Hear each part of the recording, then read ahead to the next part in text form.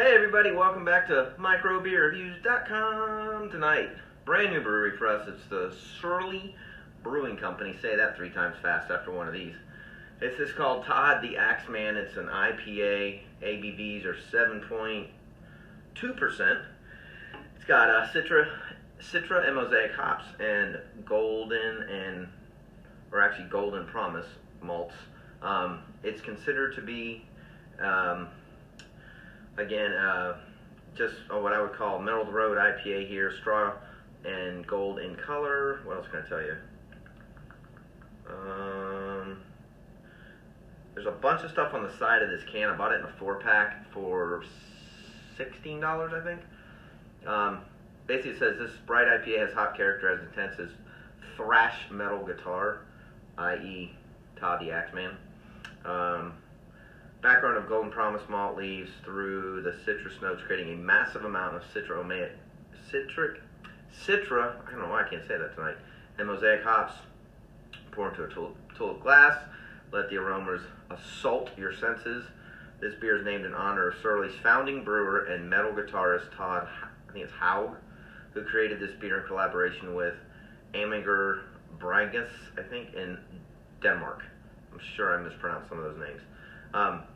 So they're located, I believe, in Minnesota is what I read somewhere on the can of the website. Let me make sure I got that right. Yep. Minneapolis and Brooklyn Center, Minnesota. I have heard of this brewery, but again, I'm on the East Coast, so this is kind of what I chalk up as the distribution is clearly kind of moving a little bit. It all just depends on where you live if you're going to get it to show up. So I can already smell the hops from here. I can smell Mosaic hops, and it's 18 inches from my nose. It's kind of hazy. Perfectly white, frothy, foamy head though. Nothing floating around in the glass. It smells like apple juice. I hate to say it, but that's the first thing that came to my mind. You can definitely smell Mosaic hops. It smells a lot like Founder's Mosaic Promise. I think the Mosaics are much more pronounced in the Citra. There's a little bit of a fruity, grapefruit, kind of passion fruit, kind of cornucopia in the background. It's really about it. It smells to me like a Mosaic Promise, which isn't bad. It's just, I don't really smell much else. I mean, it's a little bit of fruit coming out. I can't really smell the Citra hops in there, which isn't good or bad. You just can't. So to me, it's just kind of a very hoppy, fruity on the backbone. That's all I can get out of that. So cheers. Let's get into the glass.